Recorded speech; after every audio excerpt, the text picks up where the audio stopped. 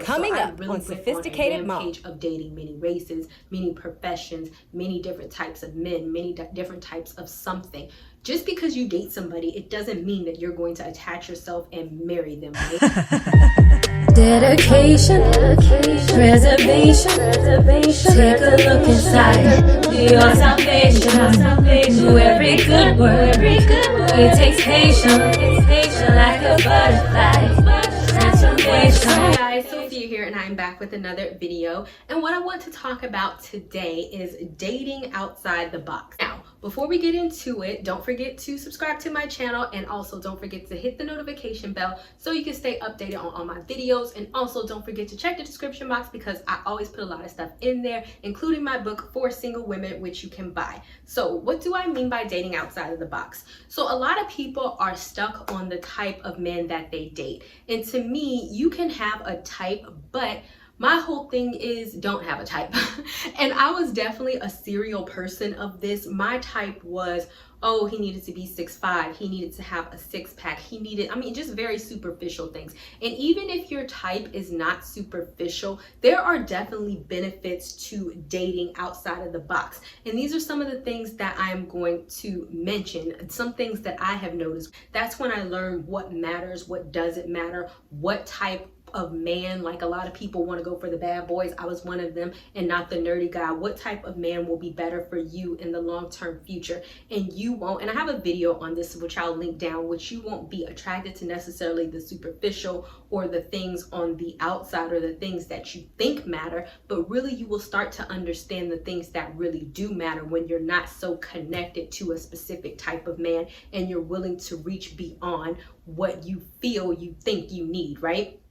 So first, if what you're doing is not working, this was for me. I dated a specific type of man, and I know I'm going to completely feel judgment on this, but I told you I don't have no qualms about mentioning the wrongdoings that I did in my past. Some of the men that I used to date were, especially when I was younger, like really young, was drug dealers. I knew this about them, was bad boys. For some reason, this type of thing really turned me on. But what kept happening, they kept getting locked up. They kept going to prison. I can't name how many guys when I used to try to call them, I didn't know what in the world happened to them. And then I found out that they went to prison. So it's these type of things where this is not longevity. I know we are like, oh, this is common sense. But for me, for whatever reason, I was attracted to that lifestyle. I was also attracted to emotionally unavailable men. At first, I thought that the cockiness and the arrogance was very cute, and I mistook it for confidence. It's not the way that I wanted to be treated. So this might not necessarily be your type, but you might have a specific type of, oh, I like to date a man that I could try to help or elevate. But really when you date them, it's more frustration because you're always giving and helping and doing for them that you don't even have enough time to give to yourself. Maybe you want to date an already established man. If the type that you have been dating has not been working for you before and you notice a continuous pattern of how these types of relationships turn out, then you dating the same type of person is not going to bring a better outcome. You just need to change the type of person that you date. Number 2, race. As a dark-skinned woman, obviously, in which I am, I feel that a lot of dark-skinned women have this belief in their brain that other races are not attracted to dark-skinned women. I find this to be very not true. Honestly, I think that in this time, white men probably come on to me more than black men do. And I think because now it has become more socially acceptable. In my personal family, my mother used to be married to a white guy. My aunt was married to a white guy. My cousin, she's more like my sister, is married to a white guy. There is nothing wrong with dating outside of your race. And they had all typically dated black men. It wasn't like, oh, I'm dating a white guy in order to prove something. Let's not do that because we're not hating our own race. But I just don't want you guys to close yourself off to other races. When I finally got this into my head, I have dated a white guy. I have dated a Middle Eastern guy. I have dated Hispanic men. And for me, it definitely taught me a different way to date. I mean, I know that we don't want to believe this, but sometimes different cultures have different beliefs in the way that they treat women. One time I dated an older white guy. He was a lot older. I'm not going to get into that. But one thing that I specifically noticed was that he was very interested in investing in me. He was very honest in what he was looking for. It was not a lot of games. That could have been because of the age and the time frame that he came from, because he was a lot older than myself, or it could have been because because of the family background or the culture dynamic. I mean, I know that some of y'all don't want to hear this, but you know, realistically speaking, and this is somebody who has white girlfriends who are married and black girlfriends who are married, but realistically speaking, and even when I was in college and we talked about this in one of my women's classes, is the white girl specifically said, oh, when I was growing up, my parents always told me to find somebody, a man who takes care of me. Whereas the black women, we're always taught to take care of ourselves, right? And oftentimes we tend to invest in men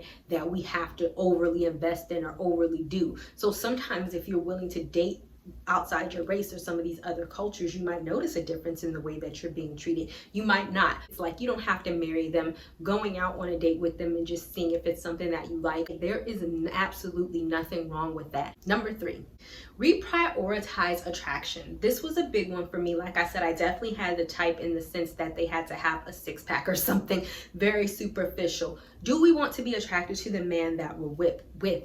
Absolutely. But now I tend to see attraction in a very different way. But now I am attracted more to intellect, because oftentimes when I was getting with guys who just had a six-pack and I was talking to them and I was like, wow, this is a really stupid conversation and we don't have anything to talk about. And then when I noticed, when I definitely start dating outside of the box, or first how this started is I started becoming friends with men. I didn't know they wanted to come on to me, but they were more interested in me. And I started to become their friend, and I noticed that they would call me. We would have more intellectual conversations. We would have more things to talk about. And all of a sudden I became more attracted to these men. And really, it wasn't even like I was sleeping with them. Like some of the men I was friends with for 6 months, 9 months, a year before we actually dated, because I was like, oh, this is my friend.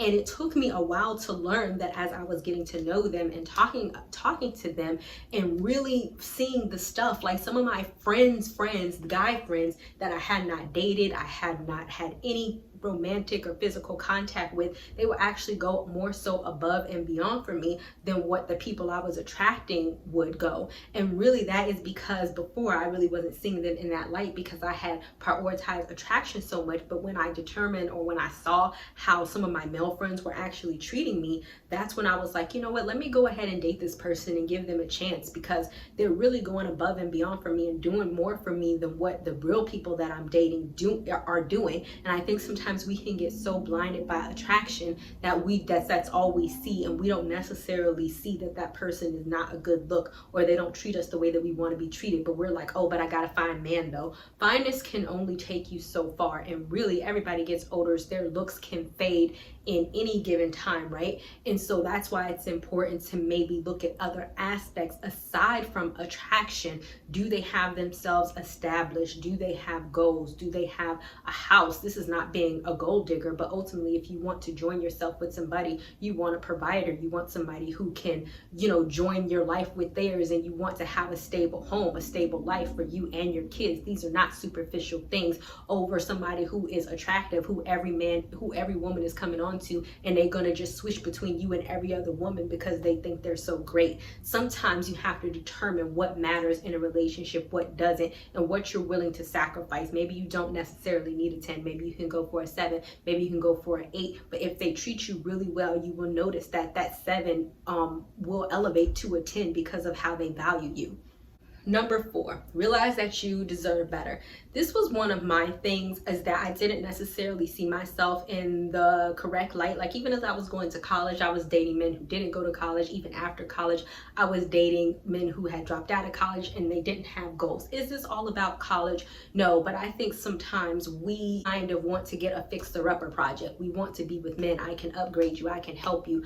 But maybe you have to realize that you already are upgraded, and therefore you deserve somebody who is upgraded or higher. Why don't you deserve that person who makes 6 figures? Why don't you deserve that person who is a millionaire? Why don't you deserve that CEO? Why don't you deserve somebody who is stable in their life? Why don't you deserve somebody who's going to invest in you? Like I said before, the white guy that I was dated that was much older, he was like, hey, what is it that you do? I had a bachelor's degree at the time. He was willing to pay for my master's degree, provided that, you know, we were getting married. He was talking about what what our marriage would entail. And I know y'all thinking I'm crazy, but just to put this in context, his kids were older than me. That's how old he was. But he had his own architect business. He built churches all around the world, and now he was getting to a place where he was retiring and he wanted somebody. And he was very honest, like, hey, if you marry me, I can pay for you to go back to school. You don't have to worry about working.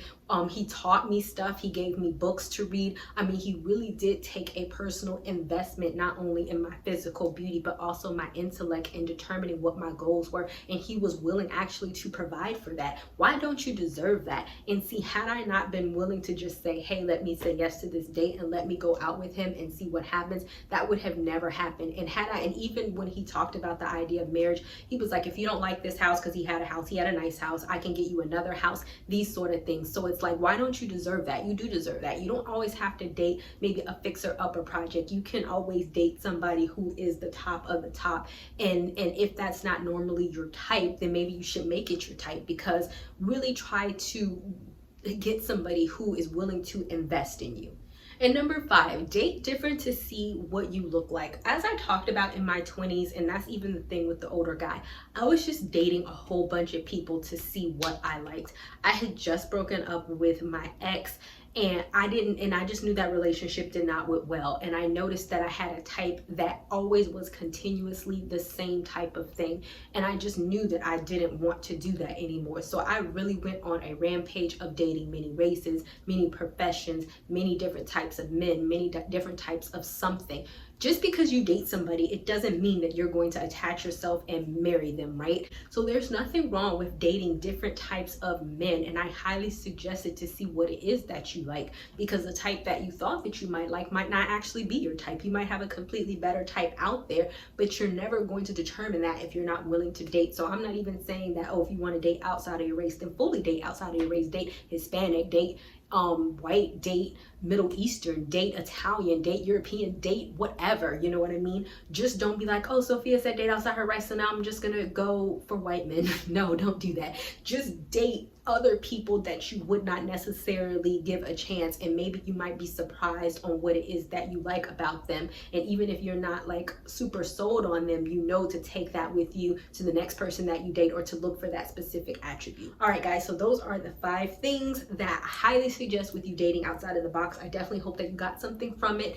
Have you guys dated outside of the box? What are some of the hangups that you have with being afraid to date outside of the box? I would definitely love to hear them, and I will see you guys another day, another time. Bye, y'all. Not ready for the show to end? It doesn't have to. You can head over to my site where you can read hundreds of articles. And also you can feel free to shop my store where I have all of my products for sale. And last but not least, for even more video content, feel free to visit my YouTube channel where I talk about a wide array of content. Thank you guys so much for tuning in, and until next time, stay blessed.